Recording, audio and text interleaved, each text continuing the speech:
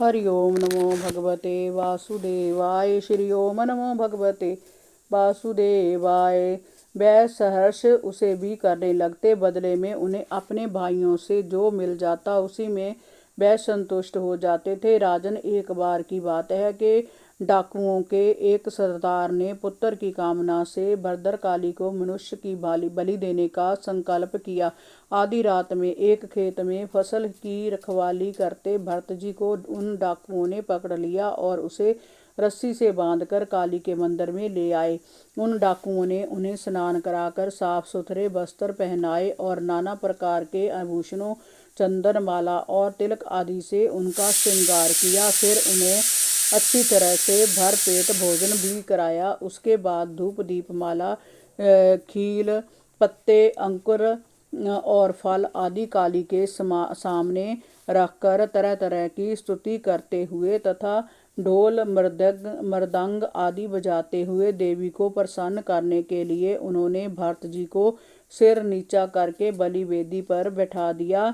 अंत में दशजुराज के पुरोहित बने उस लुटेरे ने उस नर पशु के रुद्र से देवी को प्रसन्न करने के लिए देवी मंत्रों से अभिमंत्रित एक पैनी धार वाला खड्ग उठाया। वह सभी डाकू इस बलि आयोजन से अत्यधिक उन्मत्त हो रहे थे। हिंसा से उन्हें जरा भी भय नहीं लग रहा था, उल्टे वह आनंदित होकर चीख चिल्ला रहे थे। वह मूर्ख ये नहीं समझ पा रहे थे कि वह ब्राह्मण हत्या के दोष के भागी होने जा रहे थे।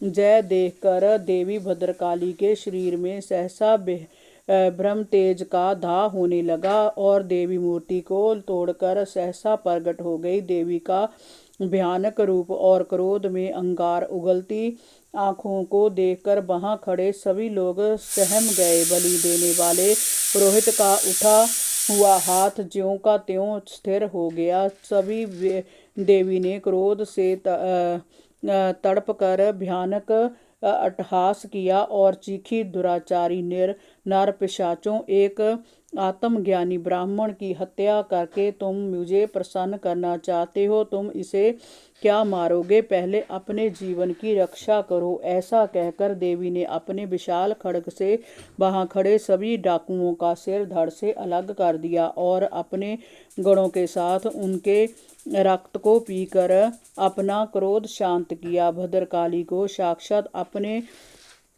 सामने देखकर भरत जी ने उन्हें दंडवत प्रणाम किया और उनकी स्तुति में ब्रह्म पदों का गान किया। देवी ने प्रसन्न होकर भरत जी को अभय दान दिया और देखते देखते वह अंतर ध्यान हो गई। राजन, वह व्यक्ति शरीर रूपी अहंकार से मुक्त हो चुका है जो समस्त प्राणियों में आत्मा को ही परमात्मा का अंश मानकर उनसे प्रेम करता है। उन्हें साक्षात भगवान ही भद्रकाली आदि के भिन्न भिन्न रूप धारण करके कभी न चूकने वाले कालचक्र के श्रेष्ठतम शस्त्र से रक्षित करते हैं। जो लोग भगवान श्री हरि के चरण कमलों में अपनी भक्ति रखते हैं वह अपना सिर काटे जाने के अवसर पर जरा भी व्याकुल नहीं होते। 10वां अध्याय, जड़ भरत और राजा रहुगण की भेंट। श्री सुखदेव जी ने कहा, राजन, एक बार सिंधु सौवीर देश का राजा रहुगण पालकी पर सवार कहीं जा रहा था। जब वह इक्षुमती नदी के किनारे पहुंचा तब पालकी उठाने वाले जमादार को एक कहार की जरूरत पड़ी। तभी उसकी दृष्टि उधर घूमते हुए हट्टे कट्टे जड़ भरत पर पड़ी तो उसने उसे पकड़कर राजा की पालकी के कहारों के साथ जोड़ दिया। महात्मा भरत यद्यपि इस प्रकार के कार्य के योग्य नहीं थे, परंतु उन्होंने कुछ नहीं कहा और पालकी के साथ चलने लगे। ब्राह्मण जड़ भरत अहिंसक व्यक्ति थे। उनके पैरों के नीचे कोई जीव ना आ जाए उसका ऐसा सोचकर वह नीचे की ओर देखकर चल रहे थे और संभल संभल कर कदम बढ़ा रहे थे। इस कारण साथ के कहारों से उनकी चाल मेल नहीं खा रही थी। राजा रहुगण ने कहारों से ठीक प्रकार से चलने को कहा।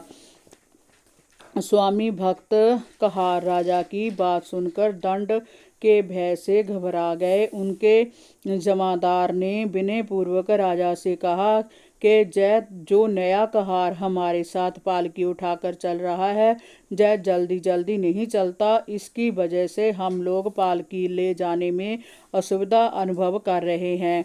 कहारों की बात सुनकर राजा ने सोचा कि संगति से उत्पन्न होने वाला दोष एक व्यक्ति से दूसरों को भी लग जाता है, इसलिए इसका प्रतिकार अभी करना चाहिए। राजा ने क्रोध में भरकर व्यंग करते हुए जड़ भरत से कहा, ओ अरे भाई, लगता है तुम बहुत थक गए हो। तुम्हारे साथियों को तुम पर जरा भी दया नहीं आई। हरि ओम नमो भगवते वासुदेवाय। श्री ओम नमो भगवते वासुदेवाय।